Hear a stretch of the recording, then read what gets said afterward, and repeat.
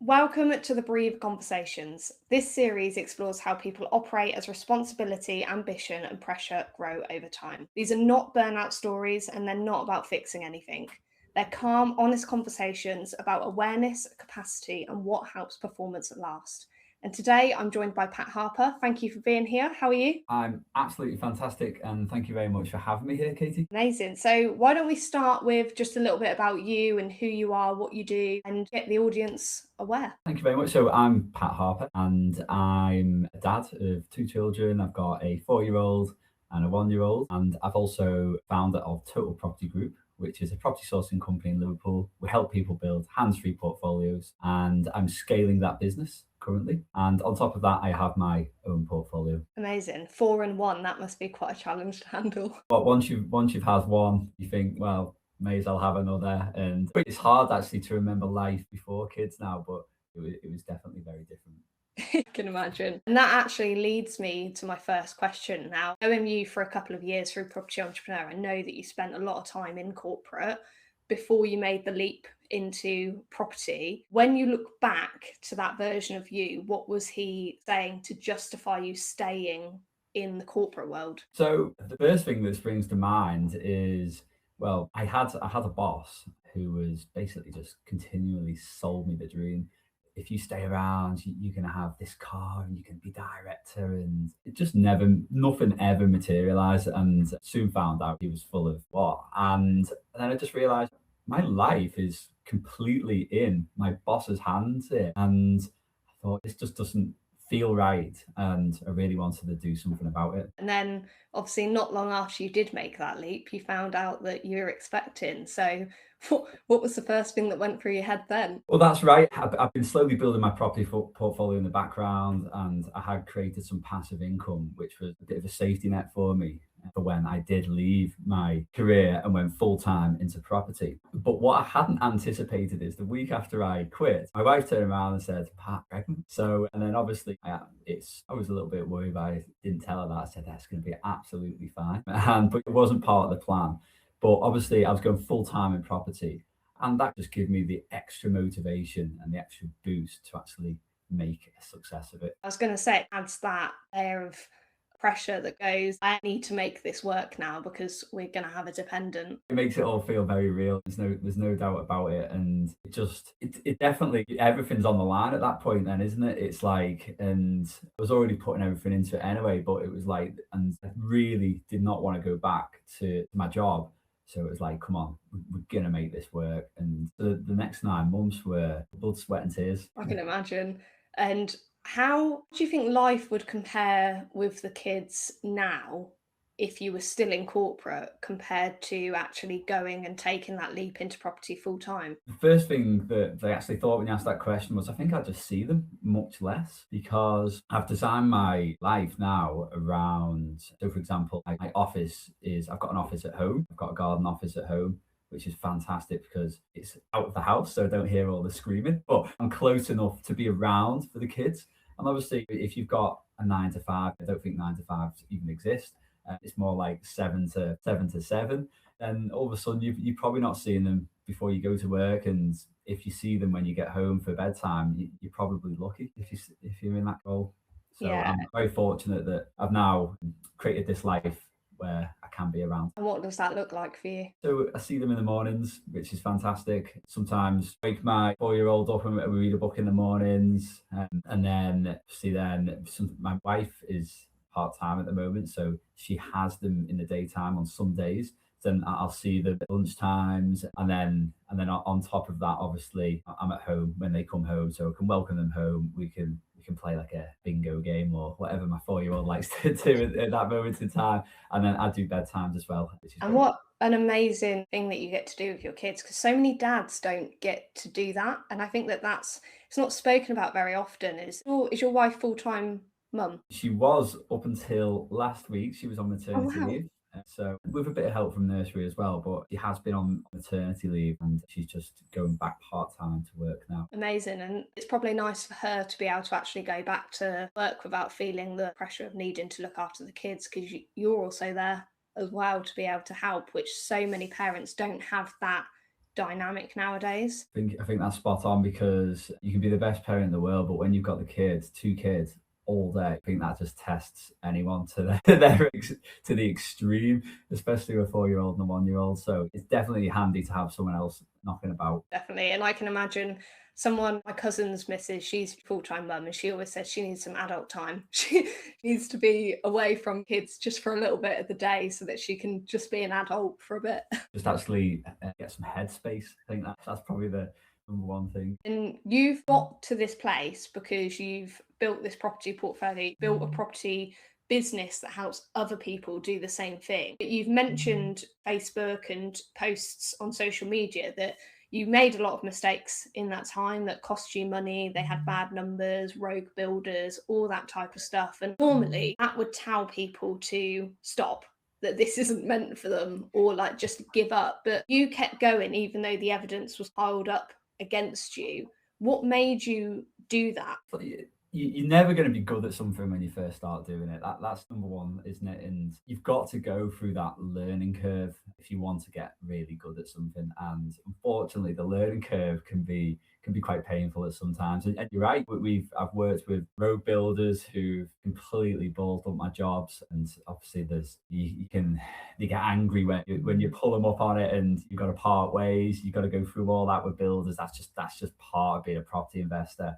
And luckily enough, we've got some fantastic build team now, but we've been through all the bad ones to get to the good ones. Same with solicitors, same with brokers. It just seems to be the way. And so I suppose just having faith that the pain will lead to something that might resemble success is maybe what kept me going. I guess there's a bit of an entrepreneurial mindset there, which a lot of people don't have, and they would just give up at the hurdle.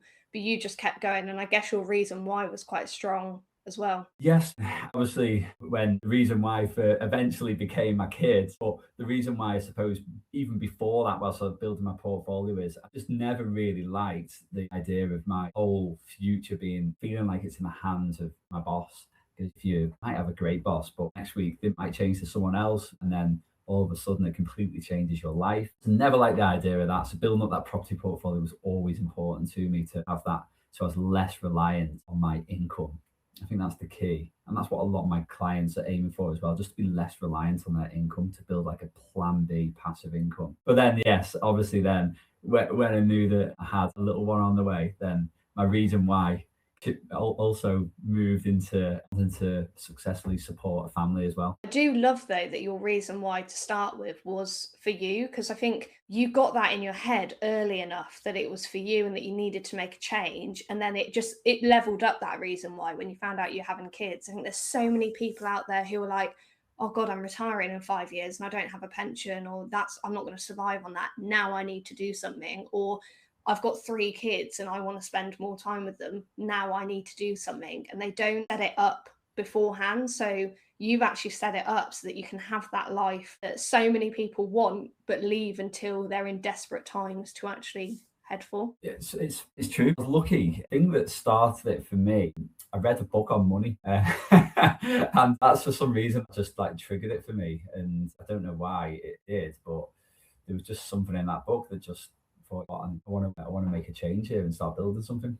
Was similar. I read Rich Dad Poor Dad, and from there I was like mind blown. And it is, I think Very everyone cool. really starts with like a book or a podcast and they're like, I need more of this. Look, that's if any teenager should definitely read Rich Dad Poor Dad. That's fantastic. And they may not be interested in doing anything with it, but a lot of them they are, and it's better they read it early than later, because then because people say the best time to invest in property was 20 years ago. Second best time is today. So. Absolutely. And now you're running a business where you're actually helping other investors build their portfolio, reduce that overwhelm, and take control of all of that stuff so they don't make the mistakes. But building that must create its own version of pressure, because doing it for yourself is very different to doing it for other people. So how's that responsibility changed as Total Property Group's grown, as your responsibilities grown? Have you handled that, doing it for someone else rather than just you? That's right. Earlier I mentioned, if you want to get good at something, you've got to go through the learning curve. There is an alternative. You can basically pay someone who's been through that learning curve to do it for you. And that's what we do as we help people invest in property in Liverpool. And yes, you mentioned we're currently scaling that business, and it's not easy scaling a business. There's no doubt about it. There's every, what's the phrase? Every level has another devil, is what they say. So we've currently just hired a new member of staff. Started the year with a year full of goals and milestones we want to reach. And one of the first ones was hiring this member of staff because it would give us more capacity and we can achieve more throughout the rest of the year. Well, we were meant to hire them within 1 month. It ended up taking 3 months. So all their milestones and goals have just been pushed right back, unfortunately. The issues we had were we were basically just looking in the wrong places and wasted a load of money on ads. Spoke to a mentor and he was like, "What are you doing? You're looking in the wrong places." Straight away, I fixed it and we found the right person. So lessons from that is speak to some mentors that are further ahead of you, definitely. Now I'm scaling this business. We're now supporting, we've got 3 direct team members. Also on top of that, we've got all the contractors that we pay on a week-to-week basis. Obviously, I'm paying myself as well, so I can support my family. So it does come with its pressures. And going back to like the first deal that you did for someone else, the first setup, how did that feel? Oh, it's like I just scored a goal in the World Cup final. I was like jumping around and high-fiving me wife.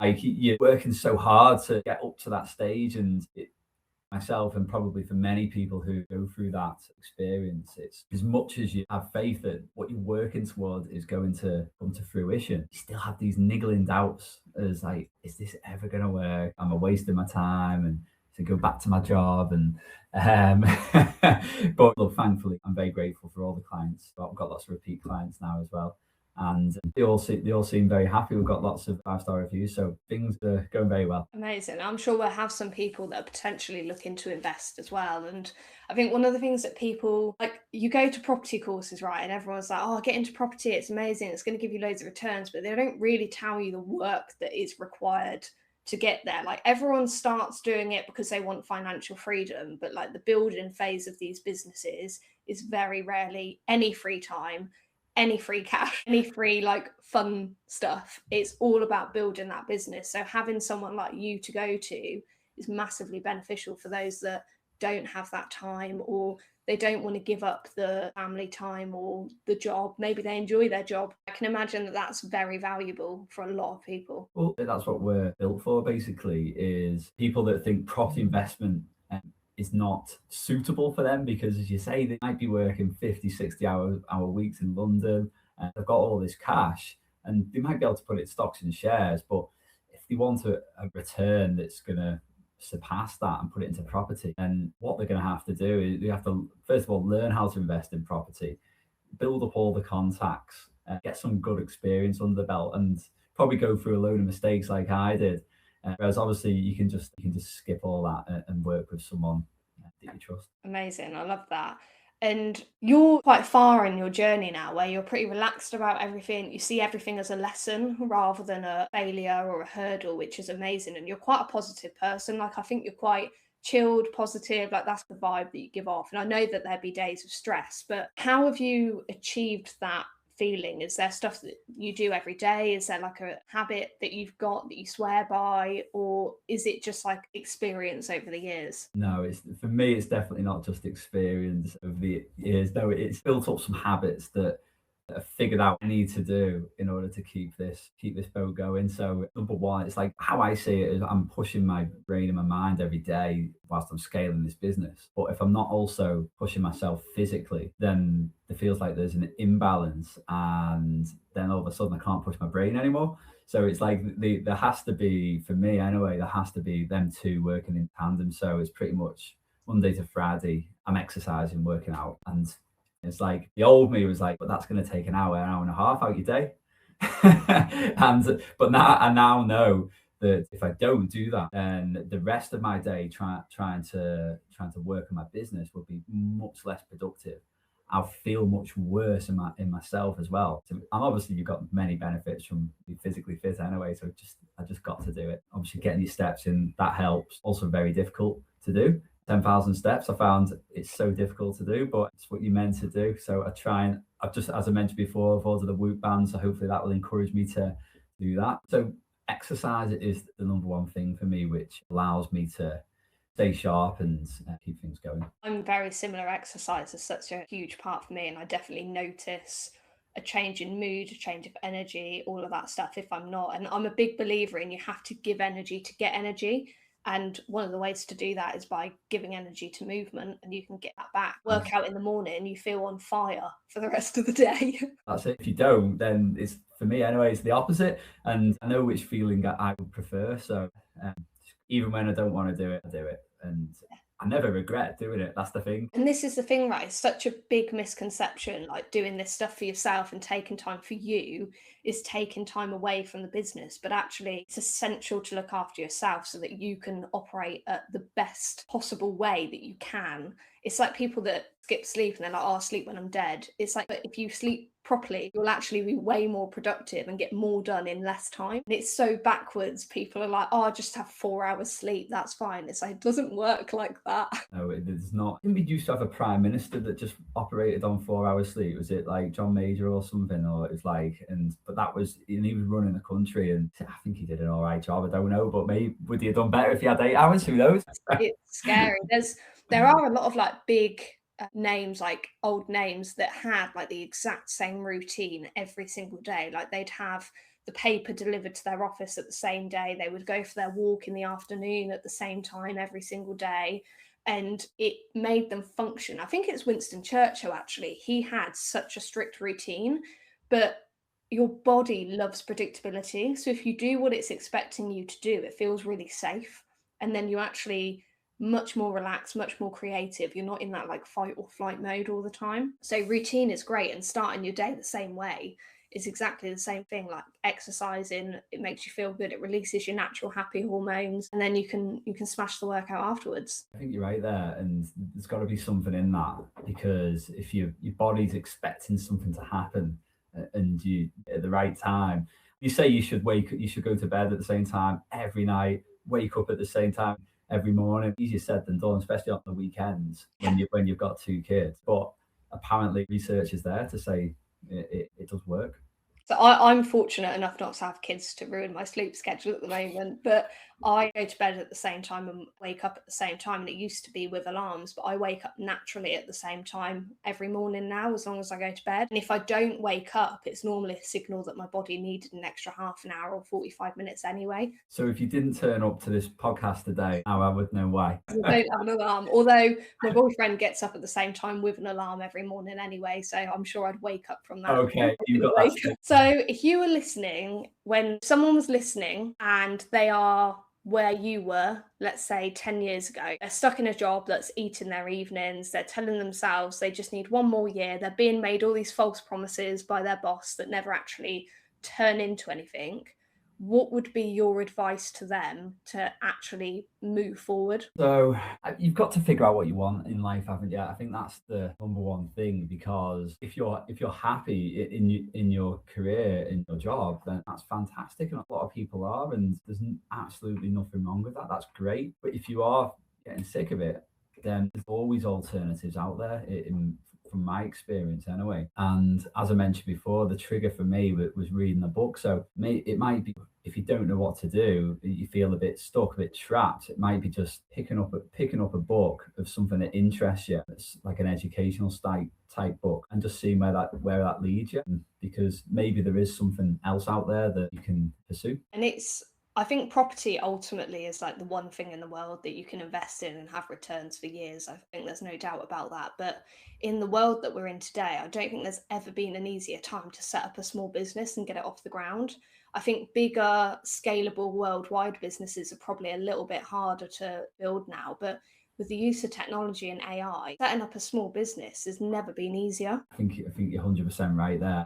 You've got a mentor at your fingertips nowadays. Anything you get stuck on, it's like it'll have a decent answer for you just at the fingertips. So there's definitely that. And I think also that just means that every business really should just be getting better and better because of AI, and because you'll be able to improve it constantly, much more than what we could in the past. And it's like things like I've started a podcast, I've got the blog going, I'm in the process of building an app, and none of that would have been possible. And I wouldn't have had those ideas without consulting with my new friend Dave on Claude. And it's all that stuff, but also I think equally it's still so important to have the networks. Like you said, you spoke to a mentor about this hiring process, and that just gave you the one golden nugget you needed to actually make it successful. And I think that's another key point is I know a lot of people that are getting wrapped up in the AI stuff, and actually they'll spend hours on it and it looks amazing, but actually it's not very practical in use. So it's about like using those ideas and bringing it to a table of mentors or a room of people with high performers and bouncing the ideas off, because sometimes AI is a bit too ambitious with what you're gonna do. I think you're spot on there. And what I've always found with AI is to use it to the best of its ability. You've got to know what questions to ask it, and to know them questions. How do you get to learn what them questions are? Well, I think one of the best ways, as you mentioned, is to surround yourself with other people who may be further ahead of you or doing similar things to you. But by just doing that, things will trigger your mind going, oh, I wonder why that's like that, or I wonder why that's, and all of a sudden you've got a bunch of questions that you can fire to AI. And so I think they do work in tandem. You're right. AI alone is not as good as AI plus a really good network. 100%. And I think AI does have a habit of telling you what you want to hear. So it's always good to then feed back to a network and they will tell you the truth. Like, I know that we're both in a network where if we did say an idea that actually didn't really have legs, they would tell us honestly. Like, I remember my first year on Mastermind with Property Entrepreneur, and I brought an idea to the table, and my mentor Josh just went, "Ah, shit." And I was like, fair enough. But I needed to hear that, because otherwise I would have gone ahead of it and probably been struggling for ages, because there's also a bit of an ego thing, isn't there? If you've got an idea, you really want it to work, so you'll keep pushing until it's like right at failure point. That's it. As you say, AI will just keep feeding you new ideas about a specific thing you're asking about and like feeding that, but getting someone just to tell you bluntly, that's priceless. Definitely.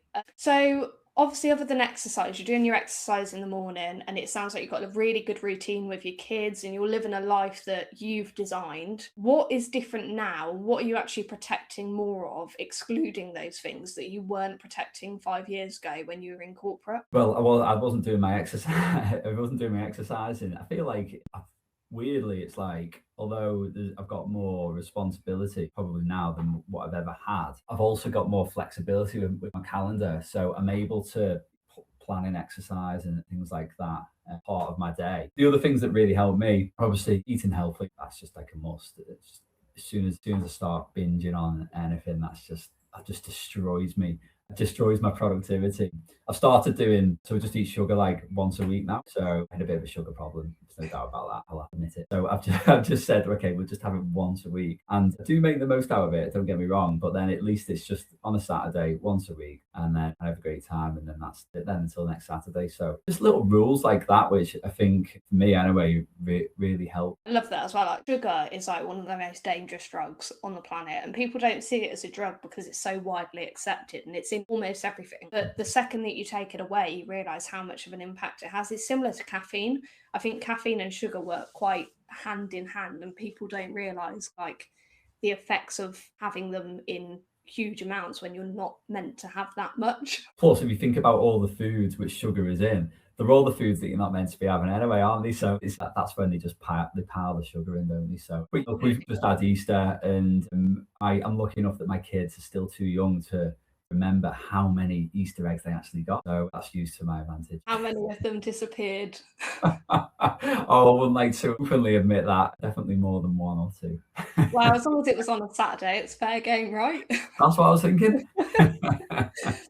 I love that. I find that at like Christmas and Easter, we still get Easter eggs because I haven't got any kids. Like, the rule in our family is once you have kids, those kids get all the presents and stuff, and the next generation they don't. So because I don't have kids, I still get all the Easter eggs. But I'm not like a massive fan of all the chocolate. Like, I have one, and then I don't know what to do with the rest. I don't really want them. It's the same at Christmas. Like, the default gift that you get as an adult is like a Toblerone. We had 5 Toblerones for Christmas, and we've still got 2 in the end of the bed, and we don't know what to do with them. We're fed up of Toblerone, and it's like the default present for adults is chocolate. Toblerone's a great gift. But as you say, they are chunky bits of chocolate and they're massive as well, aren't they? But also very tasty. They do. Maybe I'll send some your way for a Saturday. Saturday treats for me. Always welcome. So one final question for today is, you've got a lovely routine, and when the kids are asleep, you obviously must have some downtime afterwards. So when all that noise stops with the business, when the noise stops after putting the kids to bed and the phone's off and you've got time with your wife, what does the calm actually feel like for you? What is that evening like? So not actually that much time. It's a lot of the time, but we could have 45 minutes, an hour towards the end of the day. Might have a chat, might watch something on the TV or a series or something. But that downtime is really important. And what I find with the business is if I'm going through like a phase where stuff just needs to get done, fortunately that window towards the end of the day gets eaten up, and that's not a good thing because then it has a knock-on effect for my sleep, because then I haven't got that wind down time, and then all of a sudden I'm really finding it hard to get to sleep because my brain's still firing, like trying to solve problems as much as I try to technique to calm that down. I did actually read, there's a book by Ray Kroc. Have you read that one? About how he built McDonald's basically. Okay. And he talks about when he got into bed and how he managed stress. He said it was never an issue for him to sleep. And the technique he used was he imagined a blackboard in his head where you put chalk on and write on it. And he imagined himself rubbing all the text out. And then he's got a blank blackboard. And then that just helped him to go to sleep, because all the text on the blackboard represents all the things going on in his mind. So try that. Sometimes effective, sometimes doesn't work at all. I like that. I do a similar thing. So that essentially is like the key component to being able to empty your mind before sleep is closing the loop. So a lot of people go to bed with open loops, which is unfinished stuff, things that they need to do tomorrow, things that they just can't stop thinking about. So if you close the loop, essentially it's like writing down the next step of that task, or writing down the stuff that's in your head that you need to do tomorrow, but if you don't write it down, you might forget. And that closes the loop, and that allows you to then relax and go to sleep. And also, like, some breath work is also really helpful. I tend to just do, like, I close the loop, so at the end of my work day I write everything down that I've done or need to finish off, and then I do some breath work in bed if I'm struggling to sleep. But because I go to bed at the same time, it is a little bit easier. But there are nights where you are more wired than usual, and I find just picking up a book and reading it, I tend to not actually remember much of what I've read, but that seems to calm my system down. Well, that's a nice technique, and I do have, as much as my wife hates it, I have a notepad at the side of my bed to try and get things out of my head, as you call it, closing the loop. But then the light's going on and the wife's like, what's going on? She's trying to sleep, and I'm trying to close the loop. That's a nice idea, having the book available as well, just to basically it takes your mind completely off it then, doesn't it? And if it's like turning the light on is an issue, then maybe just get like a little book light. So I've got one that sits on top of the page, so I don't have to turn any main lights on. And I find that's really good for if I need to journal in the middle of the night, or if I wake up at 3 o'clock in the morning thinking of something. Because the second that you turn on the lights, you're going to spark your circadian rhythm to kick in, because it's seeing light.